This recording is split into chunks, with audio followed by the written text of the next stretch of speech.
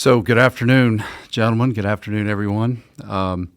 As part of the Structure Tone Building Group podcast series, we wanted to pull a group of experts together and talk about multifamily and the multifamily in motion, the future of housing. So, I think we've got a great group here. We've got some experts across the country.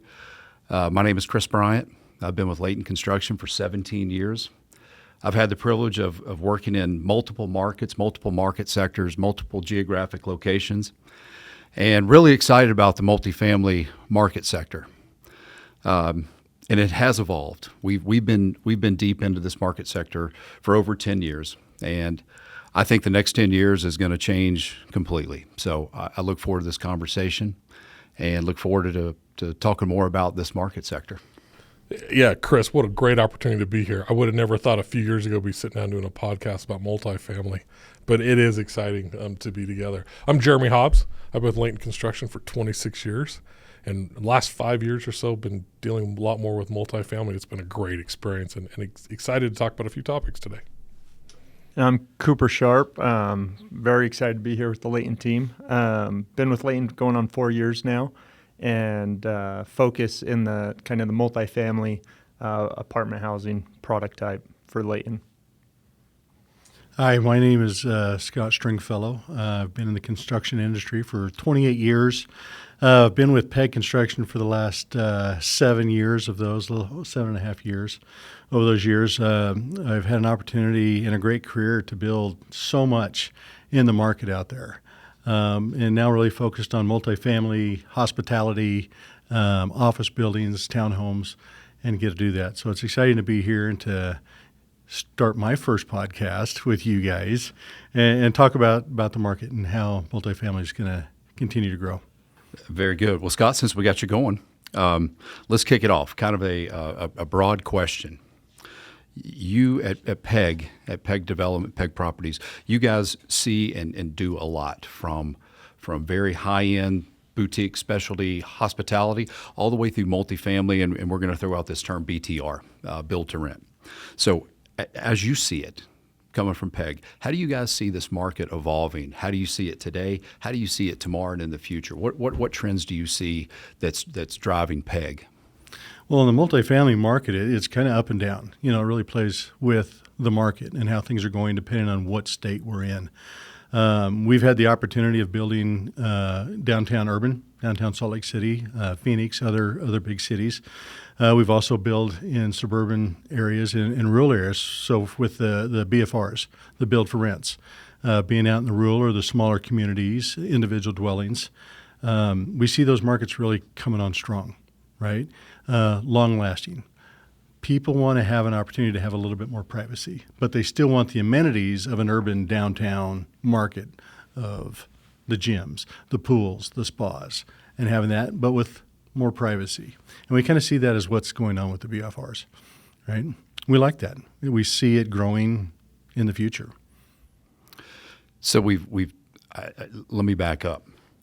The first time I heard BFR or BTR was about 10 years ago. We had an opportunity to build 2 BTR communities just south of Denver, or north of Colorado Springs. And at the time, when I looked at the plans, I wanted to sound knowledgeable about this product, but I'd never heard of it. So they sent me the documents, and I opened them, and I said, "This is single-family homes. This is a neighborhood." But I was so intrigued by it, especially when that owner said, "Hey, these are built specifically for first responders, for teachers, built with purpose." So I was very intrigued, still intrigued, and now we've evolved into building BTR, I'm really excited about it, and I think it fits a great need in our communities. Cooper is really our resident expert when it comes to BTR. What do you want to add about BTR and what we've learned over the last 10 plus years? Yeah, the thing I like about BTR is, I mean, it started as a retiree type of a product, you know, trying to focus on a specific demographic in the market, kind of add in a portfolio into the multifamily product type. But what they saw as that evolved and developed, and like what Scott said, is people realize that, hey, I like a more suburban rural area that's got great amenities, dog park, walking paths, gyms, pools. And so it really hit a lot of demographics that people didn't know about. And within the product mix of a BTR project, you can get a single family house with a 2-car garage and 3-4 bedrooms, or you can get a, horizontal apartment, cottage style, that's, 1 or 2 bedroom, no garage, surface parked, or you can get a stacked flat townhouse product like we did in Colorado Springs. So you can really get a wide product selection within the BTR umbrella. So it hits a lot of demographics, and clients like that about it, is that they can hit a lot of different demographics and rent to a lot of different clientele. Gives them a little bit more space. Yeah. Yeah, a little bit more space than being downtown urban. Why not, right? What's crazy, Chris, is I just thought of the first time we heard BTR or BFR, and I listened to Cooper rattle off all these phrases, and it's neat how far we've come in a few 5 to 10 years of it. It's been fun. I'll tell a joke on Jeremy real quick. So the first time I had to convince Jeremy about doing a BTR project was about 3 years ago, and was actually doing the project for Scott here that we did out in Caldwell.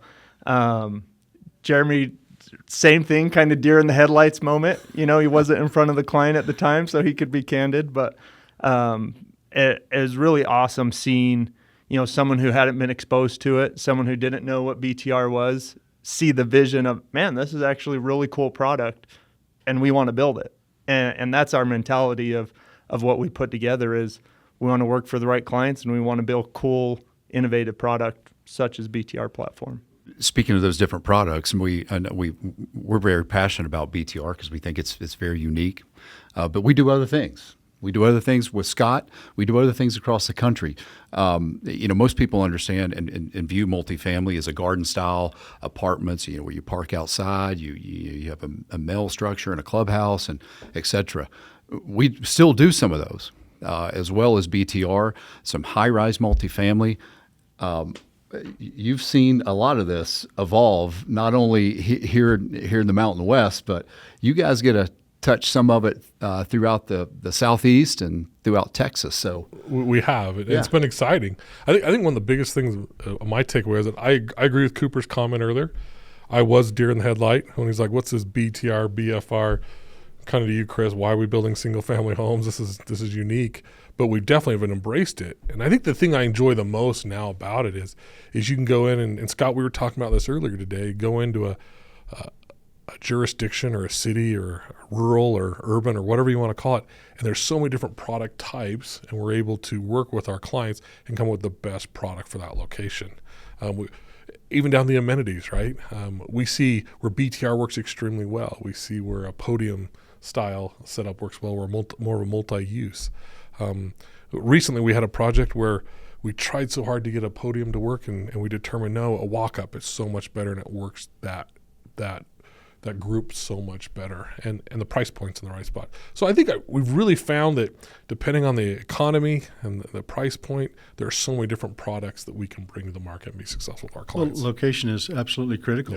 Yeah. If you've got a great location and a great product, it's going to sell, it's going to rent, it's going to be usable, right?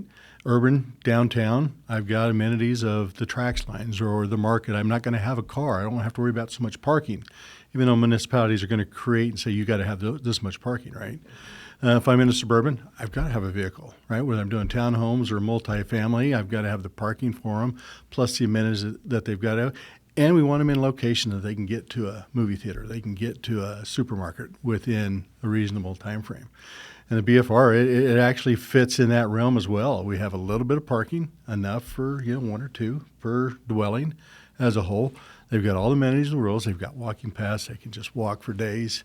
We've got one in Desert Color down in St. George, and it fits the market for where it's at with a beautiful pool, beautiful amenities.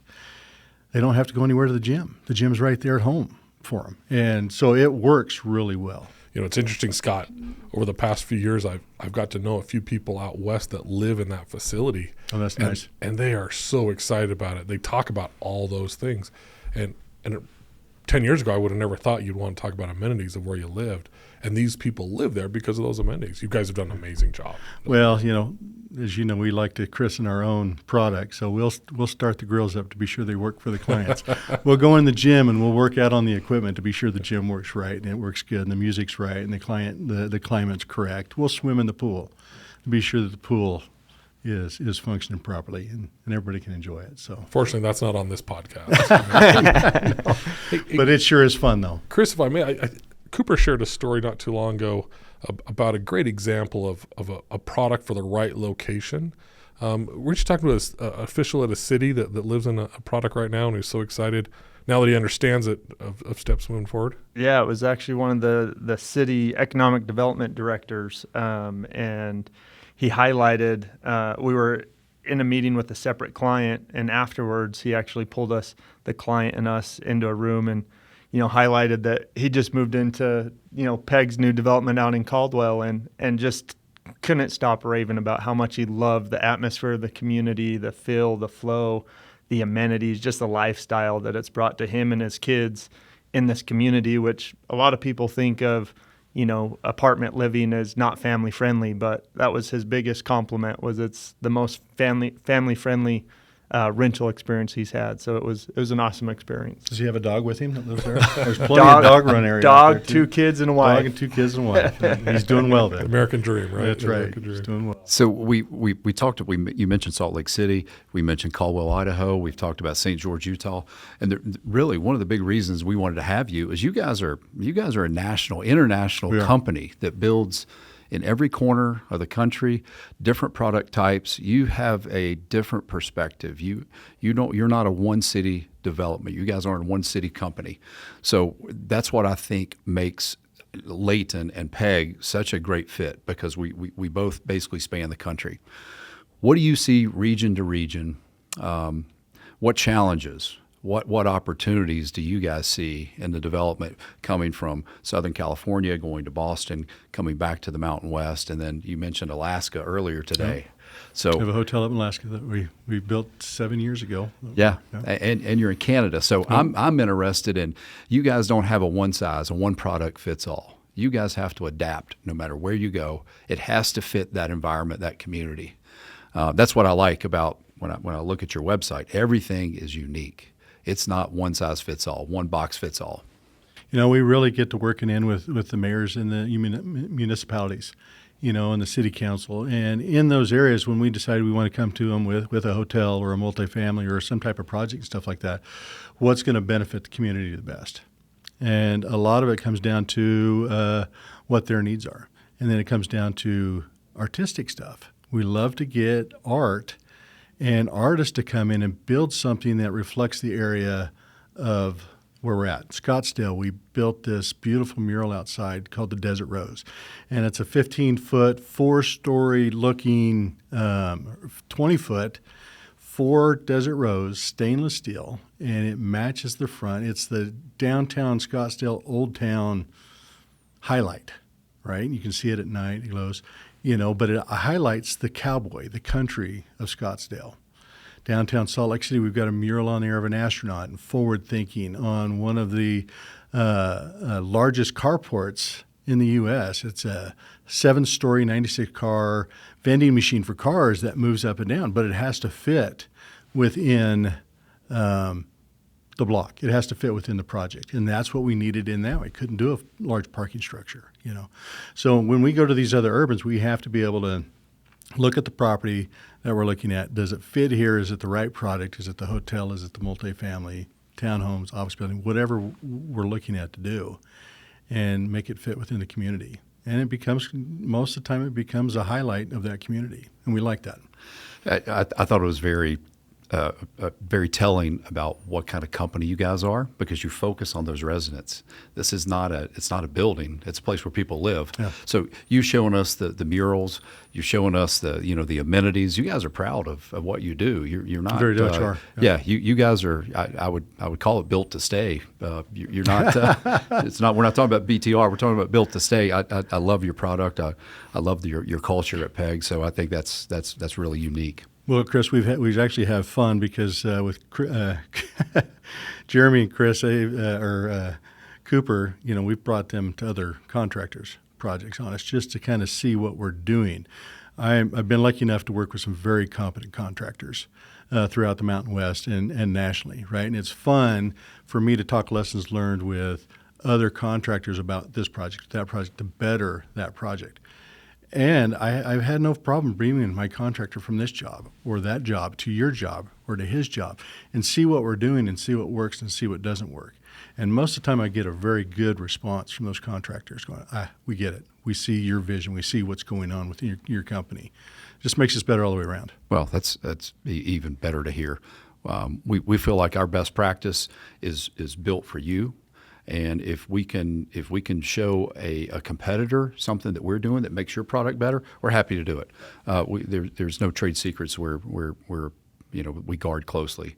If it's something that improves your product, we're happy to do it. Well, there's a lot of similarities too between projects that we can do. Well, this guy's doing it this way, and it's really good. I think it'll work here, and we can bounce off the expertise between companies and grow. That's how we all get better. Yeah, it absolutely is.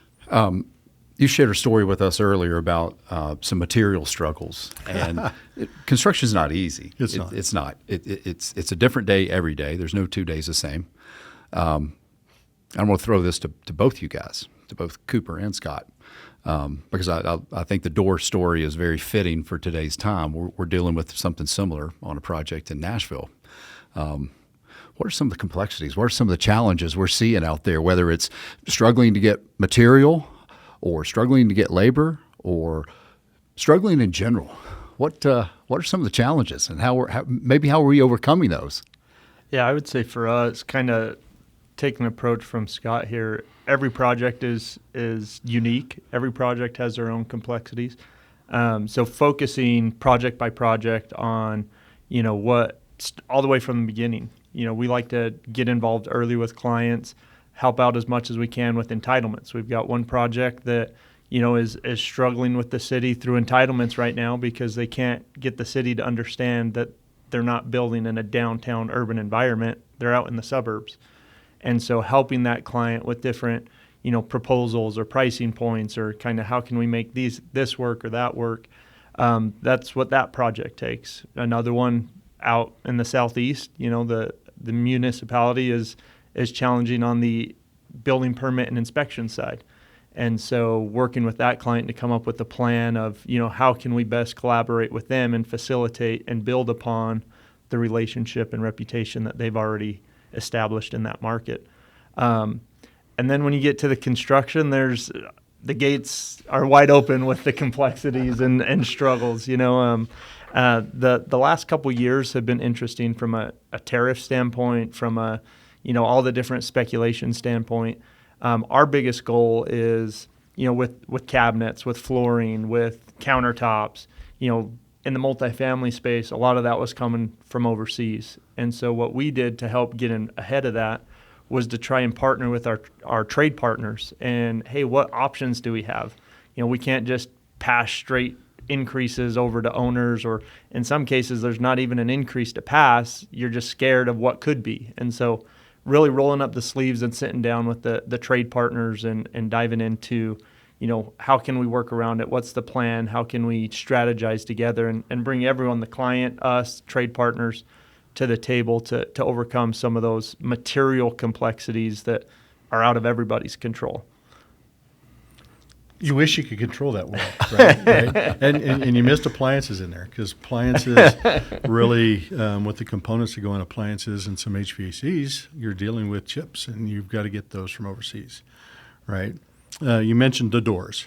The door issue was a big deal. The manufacturer was overseas, and it was the only product we had from overseas. And it's a hotel, and so they actually shipped doors and called them our doors, but they were for another contractor for another hotel in another place, and so they made a huge mistake.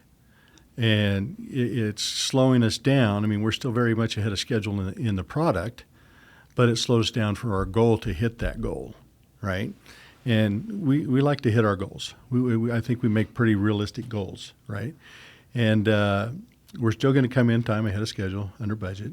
The building's done, ready for doors, right? So it's going to cost us a few weeks, but it happens. Those you can't control. This hotel I did down in Scottsdale, we actually, before we even had all our contracts done, we had bought through the electric company our transformers and Vista stations.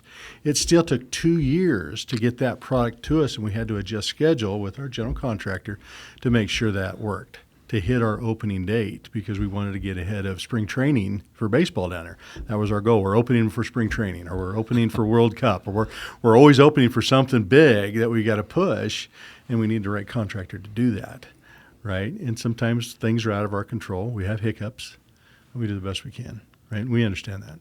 I think, Scott, it's a great example of your way of management.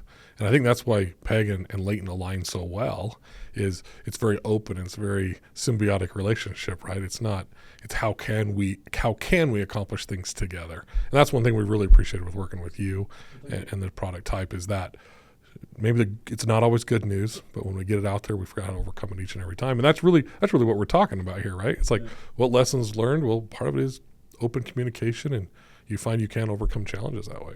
Well, we're problem solvers anymore, right? We like to have our general contractors come on board very early in the project. So we have that early collaboration with our design teams. Are we constructible, or is it not constructible? Are we in budget? We out of budget?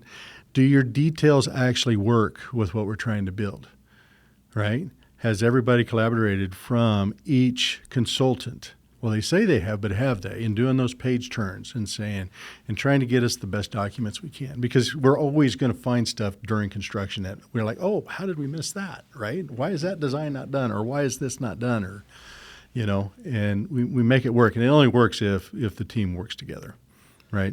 Top to bottom. So both you guys mentioned lessons learned. I know you have a project in St. George that phase one was complete. And you told us earlier, you basically went pencils down. What have we learned off phase one that we can incorporate into phase two? And I think that's really the secret sauce, is how can we improve? How can you be better as an owner? How can we be better as builders? How can we work together better together? Well, we were lucky enough, you say pencils down, but we were lucky enough to have that lessons learned collaboration with the design team, with the general contractor, and us as the ownership for all RFIs, all changes, everything that we took in and missed in phase one to get to that and create the almost perfect document for phase two, right? And so, again, a shovel-ready product on there. As the market changed within the environment of renting those rentals, we have 5 buildings down there. We have a clubhouse and 4 buildings down there. Renting's going great down there right now, right? But we're finding out that the 3 bedrooms don't quite work in that market for what we're doing. So we slowed down that project to potentially make an adjustment from 3 bedrooms and add more 2 bedrooms, singles or studios, to make that product just a little bit better to do phase 2, if phase 2 goes, right? So it's pretty close, pretty ready. The team's making decisions on those as time comes, and we don't know when that is. So, but it does. It came down to that lessons learned. We were ready to go. Here's what we've got to do. And everybody jumped on board ready to go. So we actually have pricing too from Layton. Layton was ready to price it, had it ready to go. So all teams were ready to function. And we'll probably get back to there sometime. Good. Soon. Good. Well, we're ready whenever you need us. Yeah. That's one thing that's never in shortage, right? Is a construction guy ready to go. Construction guys ready to go, right? I've learned a lot coming from the general contracting side to the owner side of what's pushing projects sometimes. I was ready to do a project up in the mountains, up in Park City. And we'd been working on it for 4 years with the owner to make this go. And it just never went. And then when I went to the owner side a year later, so it took 5 years to get that project going. Then my project manager who worked with me with that one ended up doing the project. But I worked on it for 5 years as a general contractor, and we could never get that out with the owner. But eventually it went, and it was a beautiful project. So, kind of piggybacking on the lessons learned comment, Chris, I think all too often, especially on the contractor side, we think of lessons learned, what would we build different or what would we do different. I think one of the big takeaways from the project we did together, Scott, is I think even on the front end with us in the municipality, we've learned sometimes we have to sit down and spend more time with them to help them get their mind wrapped around it. Not all the time we have someone who lives in the neighborhood that already loves it. I think one of the biggest things we learned was we've used a lot of Viz and 4D scheduling and to show the city of how this really all comes together. And it's really helped us through permitting, things like that. That's been a huge success. And that was with working with Peg, and it turned out amazingly well. I don't know, Cooper, if you want to add any specific experiences on that one. Yeah, just expanding on that point, Jeremy, a little bit.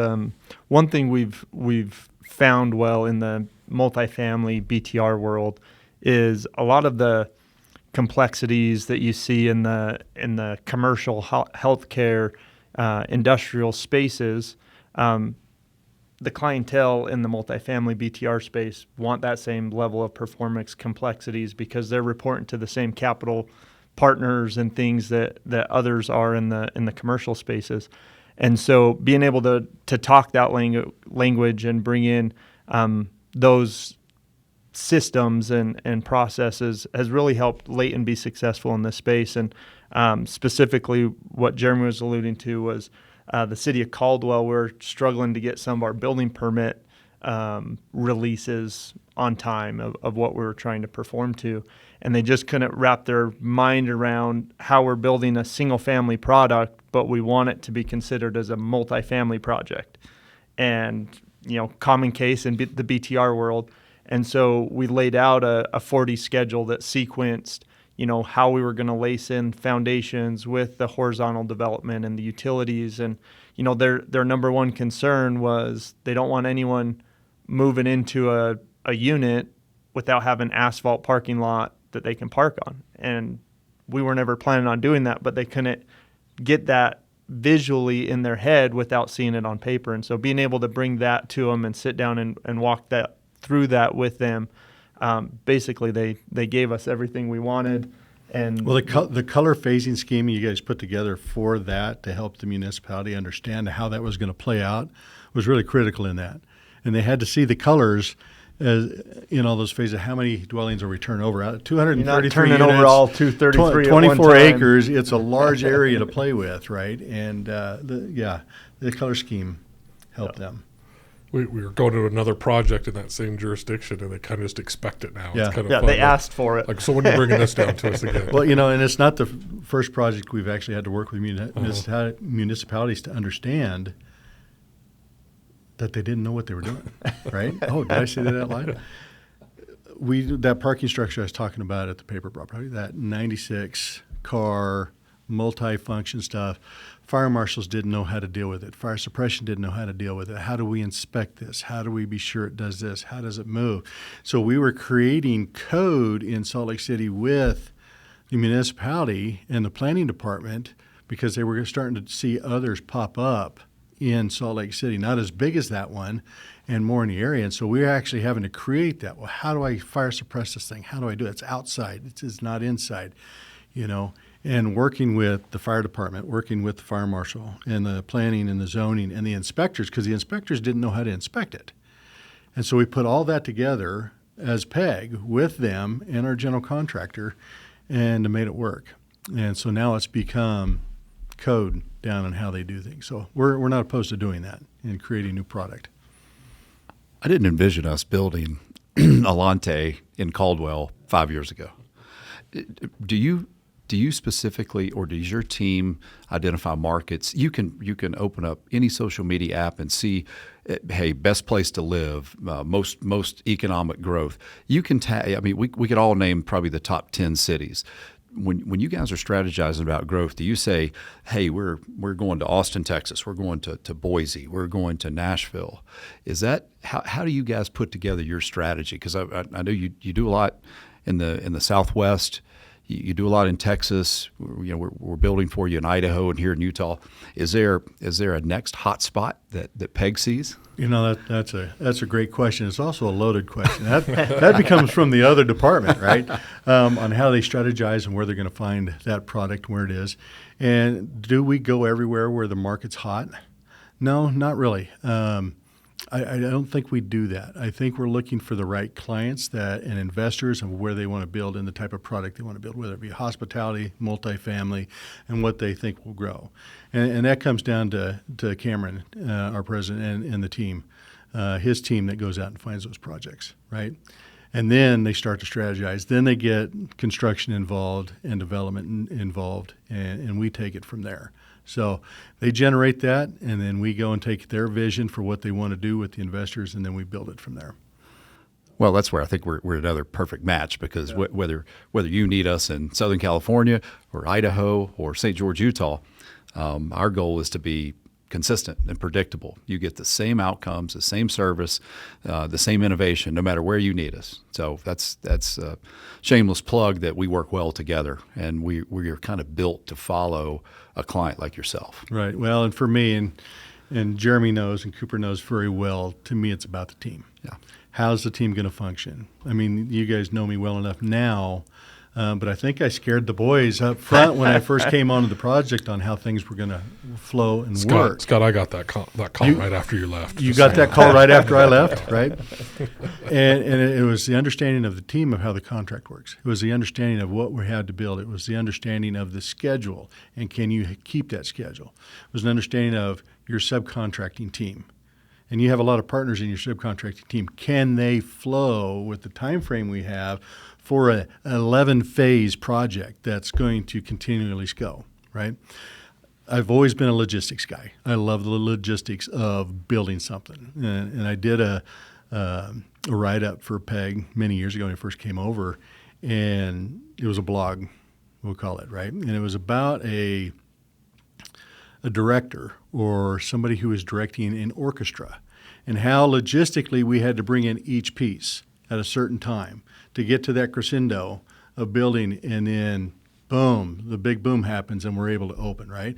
Because you have all of these moving parts coming in on this phase, right, and other phases. How does it play together? Tubas are sour, right? My percussion can't keep beat, right? How does that work? And then the winds come in and they blow everything apart because we don't know what we don't know and what we can't handle. Overseas shipping, procurement, the city, municipalities, all of that has to come into play into this one outcome to finish this musical piece. And that's how I look at it, right? It takes all those parts to make it work. And if you do it right with the right team, it's a beautiful piece at the end. And I think it took us, Scott, if I'm not mistaken, it took us about 2 weeks from when you came into the picture there to really sit down and roll up our sleeves and outline goals and outcomes, predictable outcomes as a team of, hey, this is where we want to be, and these are the things that we need to do to get us there, and doing that collaboratively help resolve a lot of that concern that Jeremy was getting a phone call of. I hope you recorded that. I would love to hear that someday. Right? Well, I vividly remember that phone call. But no, I think that's one thing that that project we did in Caldwell, and I think every project that we've done together with Layton and PEG, that's kind of been the highlight of it, is setting goals, setting outcomes, and then working towards those outcomes as a team, as you've mentioned, is what's helped us be successful and deliver on those goals.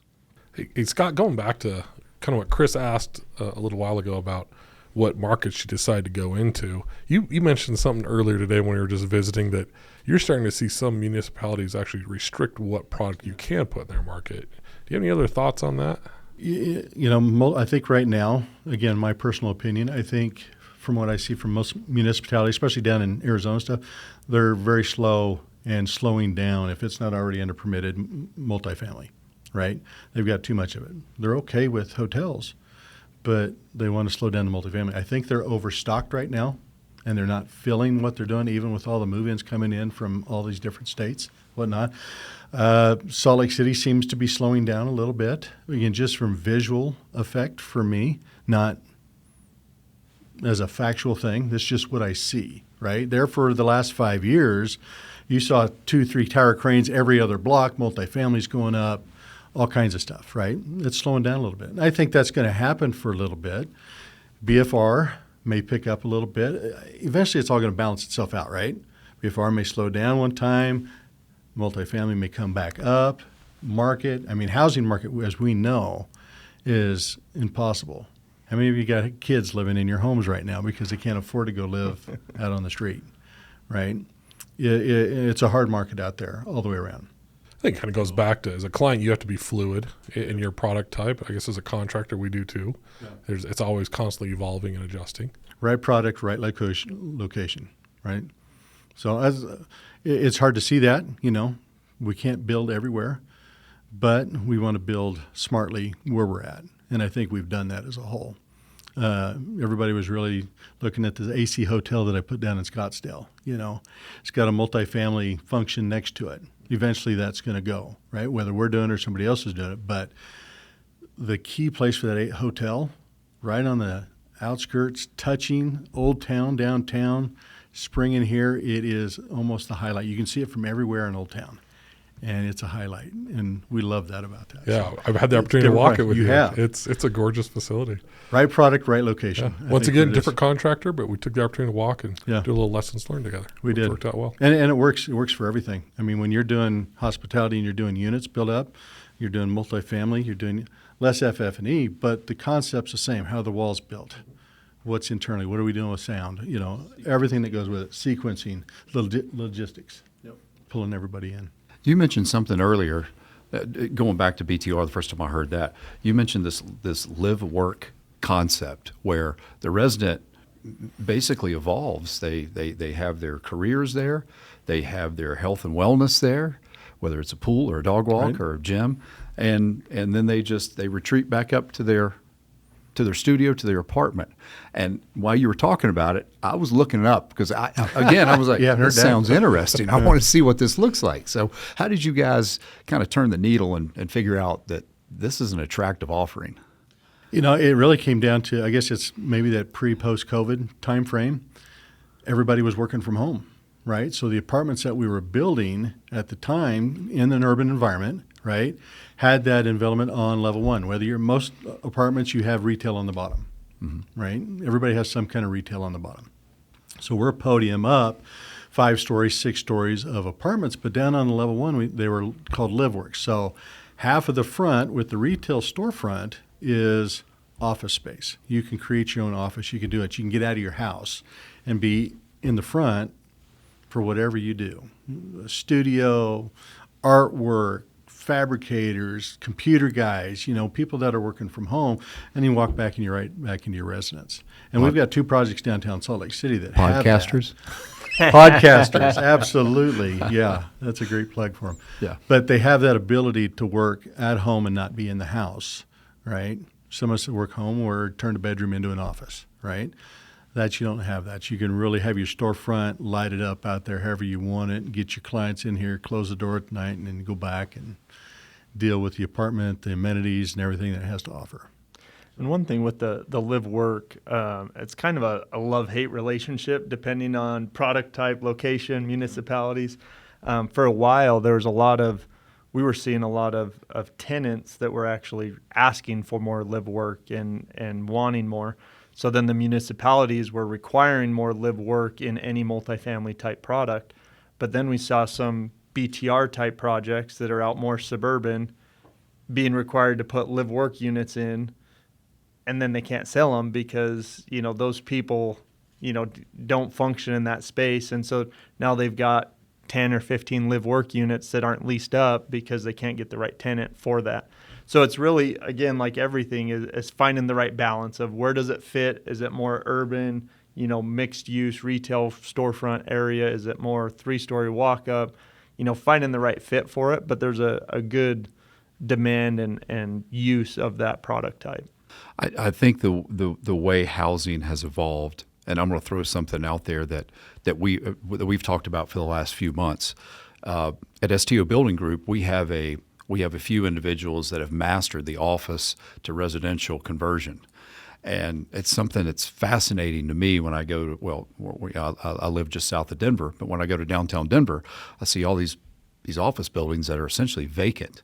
And it's, instead of it being a scar on the downtown, how we've started to convert those back into residential. And I think that's one of the evolutions that goes along with BTR, that goes along with live work, is how we take some of these buildings, repurpose them. Have you guys ever considered doing that? I mean, we've got a component that does it. We've done it in New York. I think we're exploring that in some of the more urban locations, New York, Boston. Is that something you see in any of the markets that you guys are in as an opportunity? That's a great question. I think it comes down to the right location, right? What's the market need? I mean, even now, not everybody's back at a office building, right? They're not back at a retail space. They're still working from home. Most people that don't want to go to work want to work from home, and they want to do podcasts, or they want to do their Instagram stuff, or whatever they're doing. Not a plug there, but but you see that all over the place. Yeah. They want to do their fitness, whatever they want to do, right? Fishing. I can't fish from home. I wish I could. I don't have a big enough pond right now. It all depends on where we build the next BTR. That's we can right. make it fish from Thank home. goodness That's we an still have to amenity. get outside for a That's few an days. amenity, and I know there's a lot of people that would love that amenity. But it's a great question. It works in, I think, urban environment. I don't know that it works so much in suburban or BTR. As you see, you could see that, right? But our urban market, I think our LiveWorks are doing very well. And I could see that in other cities as well. Yeah. So You know, I really think it's a what possibility. impresses me the most about that alone is we're watching the whole housing market evolve. We truly are, to where it used to be just a place, you have a bedroom, a kitchen, and a living room, or a small little yard. But now it kind of touches your whole life with these amenities. We kind of make amenities as a little light-hearted type topic, but it's a big deal, right? I mean, these amenities, it could be working from home, it could be what your pet needs to do every day. It could be the pool. It could be the location, proximity to something you enjoy doing, or a trail system. But I think that's what surprised me the most out of all that, is how much those amenities weigh into it, and that they evolve constantly. It amazes me. Let me flip that question around, given the audience I have here with me on the podcast. I'm a little less senior than the three of you here. What have you guys seen? I mean, look back. We'll say 15 years ago when you were in college. Cooper, you're on pretty thin ice right now. What were you guys seeing? I mean, what have you seen from then till now, kind of that evolution? And then, multifamily's come a long way since then, and it's going to continue to evolve and change and find these different niches that, spurts pop out as the popular thing. So, 15 years ago, that's a nice, that's funny. 15 plus 15 plus a few more. There was not much variety. There was really not much variety. I think of when I started my career and started traveling and building, I lived in a lot of multifamily. That was part of it. I didn't know it was an option. I just went wherever they said, hey, go build a building here, whether it's in Connecticut or Texas. I just went and typically got into multifamily. That was the only option.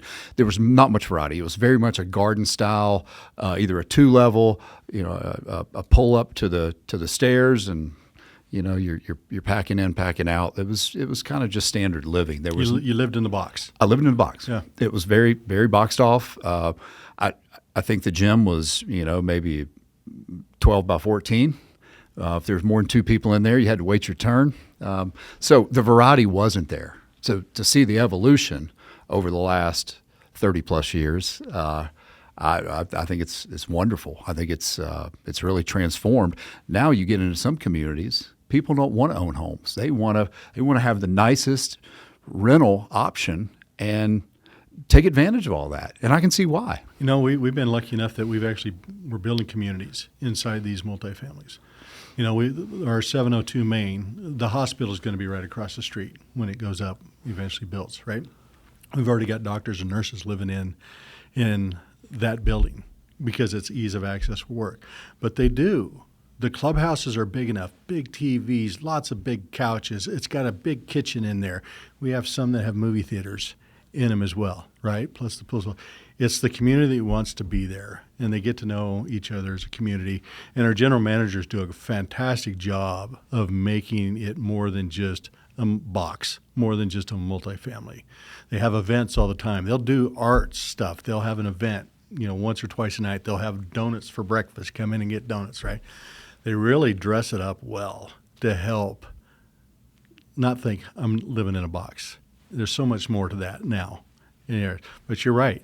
I lived in a lot of multifamilies when I was in the military, bouncing around from place to place. It was a box, no elevator. You walked up 3-4 stories of stairs. You had to throw your stuff over the deck to get it in if it was big enough, right? There was no community. with the rope Yep. from the balcony. No, more Marines. There was no community. I mean, the pool was little, right, or spa. Everybody kept to themselves. But I think the concept has grown and gotten better, and I do that when I go down to my different complexes and I see the GMs and I see what they're doing and what's on the board for the day or the highlights for the neighborhood. It's fun to watch, and they're excited about it, and everybody knows everybody. Well, I like the term you're building communities here. Yeah. That says a lot. You're wanting people to connect and not just stay to themselves and live in a box. You're creating places for them to meet, mingle, and building a true neighborhood. Yeah, our team does a very good job of finding their general managers and their teams to work their facilities. They really do. And it's on them to really bring the product, sell the product, and make everybody want to stay. We're not looking for transient as much. Right. You're going to get that a little bit. You're going to get a percentage of it, but we want you to stay, hang out. Enjoy the pool. Enjoy the gym. Yeah. Well, it's adding the social side to it. That's what Exactly. It used to just be a place to live, and now it's like you said, Chris. It's a community. It's definitely a social interaction.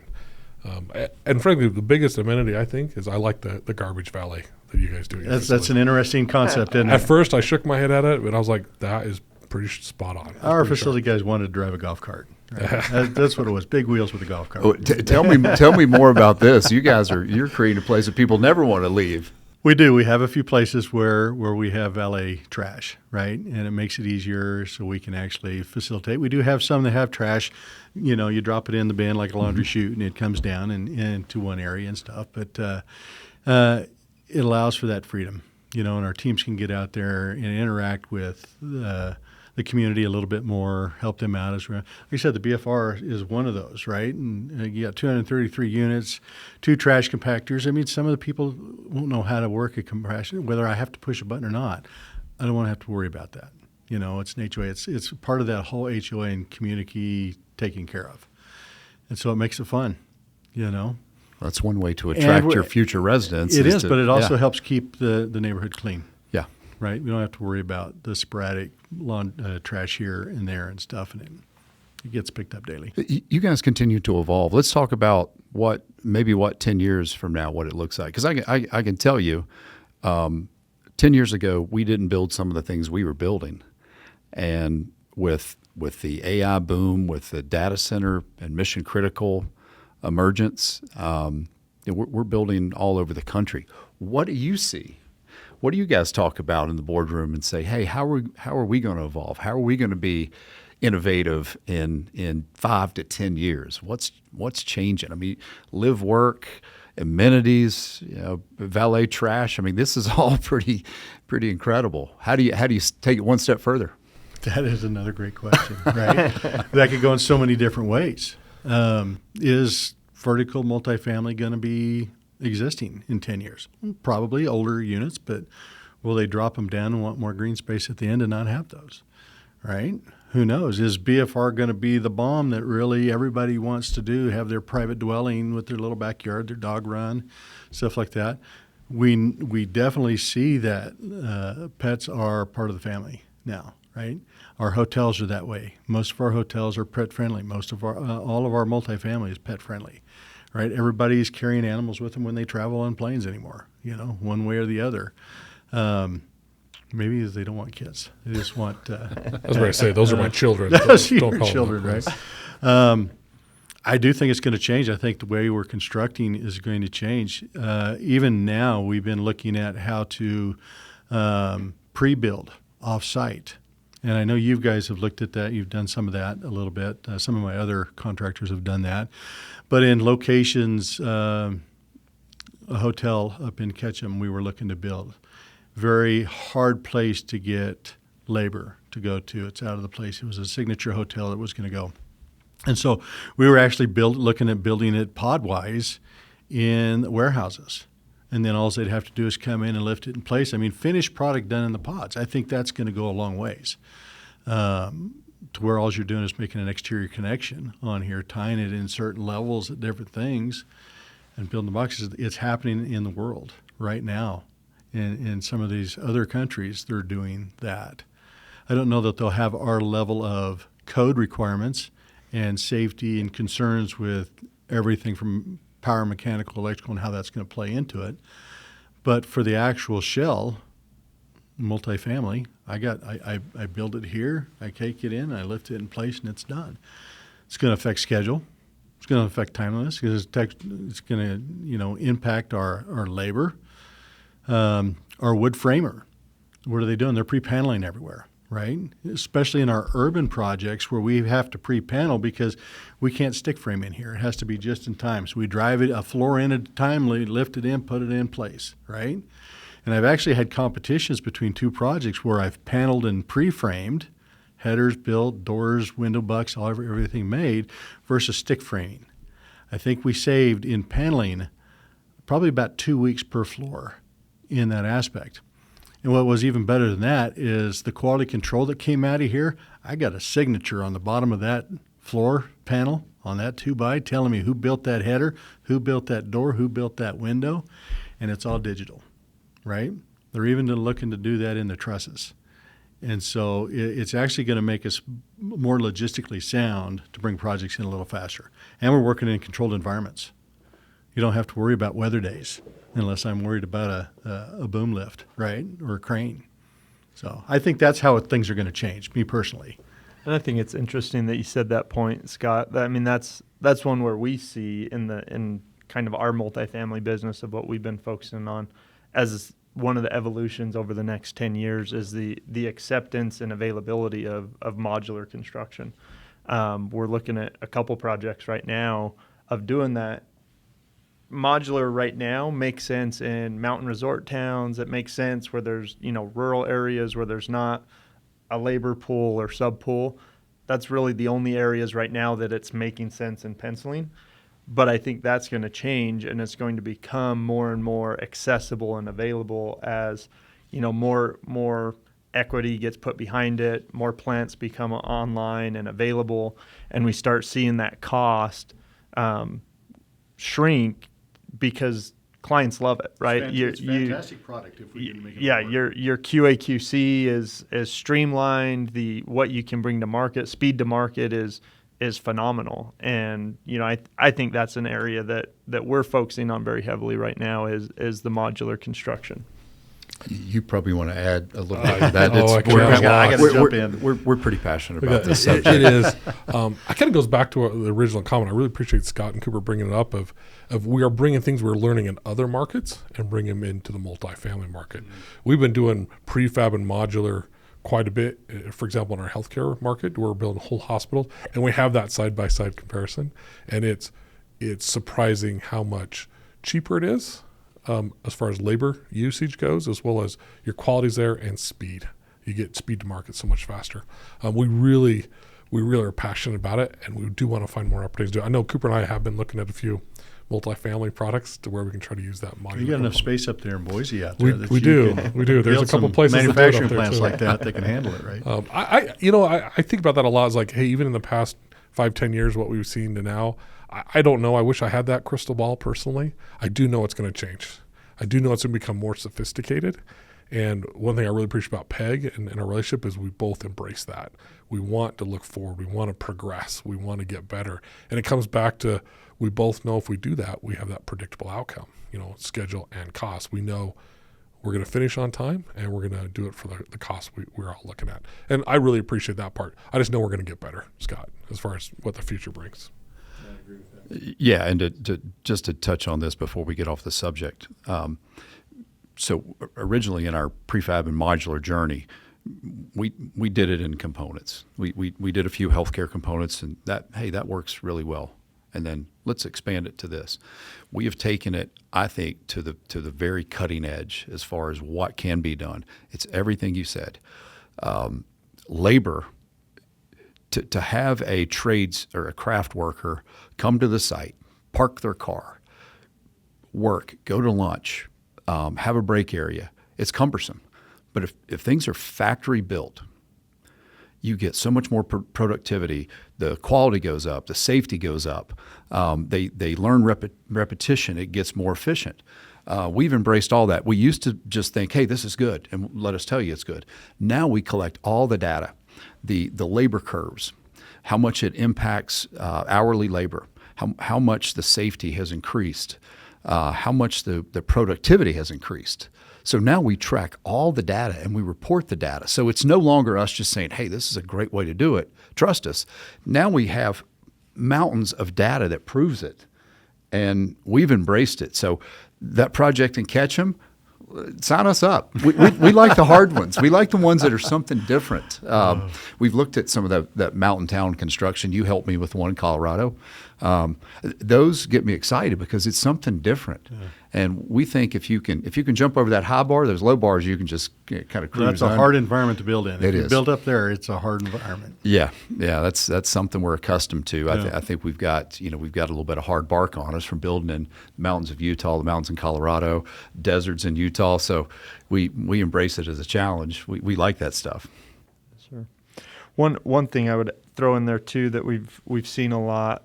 It's actually catching on as far as the evolution side. It's catching on a lot currently, and I think it's going to continue to progress. Is diversity kind of up to this point traditionally in the multifamily space?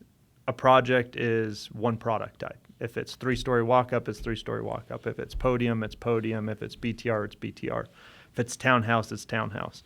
And so we're seeing a lot more projects that are mixing the uses and products within a single project. So you're getting, one building that's a podium that's got a little more mixed use component to it. You're seeing some 3-story, you're seeing some townhomes.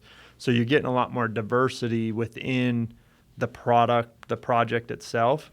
And I think that's going to continue to take hold as projects show success and lease up ability and occupancy year over year. Those types of projects are going to continue to gain traction, and more developers are going to see and build to that model, in my opinion. Yeah, it's something I wrote down while we were talking. Cost equals rentability.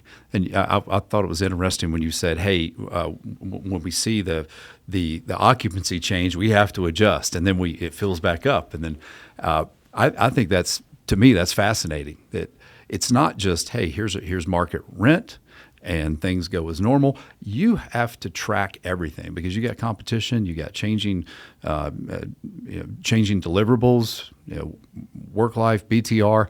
I love that there's some science behind what you do at PEG. That it's not just put it out there, let the market dictate it. You guys you're creative on that. So Is there anything that you see as an indicator that says, okay, this is these are average rents and things are good here, or we need to adjust, or we can do much better in some areas? I think our GM teams really focus on that. If we consider us a very Class A apartments on what we're doing, at least on our ground ups and new, and we're at the top of the market. And we like to be there, right? They will watch that very carefully, right? And if I say it wrong, they'll get on me, right? But if things are going well, they'll stay where they're at. If things start to slow down, they'll make adjustments in the market to help that, right? Because, we have investors that we're responsible to. And so we have to be able to get that product full, right? Development, as we build it, we mostly carry operations for the first year as they're generating revenue. We have to do that, right? Sit in there. As they get on their own legs, right, they can make those adjustments as they need to, right? Again, that's why it's so important to come in time, on schedule, ahead of schedule, under budget, because we do have to carry operations for about a year on there. And then we really rely on our GM teams to fix that and to get the people in there and how they go about doing it, and they're fantastic. They really do a great job. And I enjoy working with them a lot, because they sell it well. I'm glad you said that because that's kind of what I was driving to. I was trying to tee that one up for you because we build with that in mind as well, that you guys have to get return off this community, off this project. So we're time sensitive, we're dollar sensitive. We know that every dollar that we save for you goes back into that resident's home. So we're conscious of it too. We feel like we're an extension of what you guys do, and we want to make sure that your investment dollars are put to use, and you're not sitting there with an empty apartment or something that doesn't attract a resident. Makes it hard. Then they have to make adjustments there as well. Yeah. From one building to the other, phase 1 to phase 2. What are we going to do? Yeah. Right. What else? What open topics? What have we missed in this multifamily conversation? I would just say from the Layton side of things, number one, appreciate Scott and his time and really the partnership mentality that Peg has brought. For us, that's first and foremost the number one thing that makes a project successful is having the right client. Number one, we want to be at the table without the client. But truly, that's our focus at Layton is we're focused on building a relationship with the client. Building the product comes secondary to building the relationship. And once you have the right client, the right partnership, the sky's the limit of what we can do and how we can perform. And that's really how we're geared. And I think it's been exemplified over the years of working together in our partnership with PEG. I appreciate that. And it's true. It comes down to the team, and understanding the client, understanding the GC, and how we can best collaborate together and make it work. Because we can make it work. Everybody just has to be able to work in the same box together, and we can do that. So I appreciate that. Thank you. I think my big takeaway from all this, Chris, is what an amazing market. I mean, Cooper's gonna give me grief about this because once upon a time maybe I wasn't as multifamily as I am now. But what an amazing opportunity! It's so much more sophisticated than I ever thought it was. It's so much more rewarding. We used to say all the time, "Hey, we build certain facilities because it helps people change their lives." And we're changing their lives, right? This is what they do. It's where they live. In some cases, it's where they work too, right? Correct. It's where they spend their leisure time, and that's been very validating. I think it's going to continue to grow more and more and more. I think we continue to get more and more folks on our side get excited about it, and working with clients like Scott and Peg is a definite perk for us. It's been very enjoyable. Yeah, Scott, we appreciate you and Peg and everything you guys have done for us. I told you earlier today, we want to be predictable. So wherever you need us to go, that's what we'll do. And it should be a consistent delivery. You should get the same product no matter where you build. So that's our goal, is to make sure you guys are successful, and we add to your team and make your job a little bit easier every day. So, well, we appreciate that too, and it is. It's great to have a good partner on here. And if I don't get the same response, I know who to call, right? Cooper. Call Cooper, right? No, it makes it fun. Fishing, you call Jeremy. We call Jeremy, right? Working with the right team is fun for me. Construction should not be a hardship. I should not dread every time I have to go to a job site with my contractor. I should not have to go into a battle every time I go out onto a job site with my team. My team and I have to work hand in glove to make it work, right? And we can be very successful that way, right? When we get over the hump is I'm the mighty guy on the site, and I never had that here. That was good. Sometimes it's a battle when you first start to get to know somebody, right? To get to know a contractor. And we have very specifics that we have to stick to, right? But it makes it more fun for me I'm excited to go out on job sites. I hate being in the office. I'd rather be on the job sites with my teams when I know we're functioning very, very well, right? I dread having to go out there and fight the hard battle that we shouldn't have to fight, right? We understand there's things out of our control, both of us, that we can't do it. We just have to work through it. And I've asked my team, never hide anything from me. Bring me the smallest problem, right? Because we can solve it together. If I can't solve it and you can't solve it, somebody's going to be able to solve it, and we bring everybody together. And that's what makes the construction world now, in this day and age, than it was 20 years ago, right? We're more partners versus adversaries. The architect was always the enemy. The contract and the architect were the enemy. The owner was the enemy. It doesn't have to be that way anymore. And that's exactly, I think, how we've worked with this team, is we're a partnership and we've got one goal and to get it done. So thank you for all of that. Appreciate Yeah, of course. I think that's a a great way to end the conversation. We feel the same. So we appreciate this and look forward to having more of these conversations about innovation and where we're taking it next. Okay. Thank you. Yeah, Really thank you, guys. appreciate it, guys. Yep. Thanks, Scott.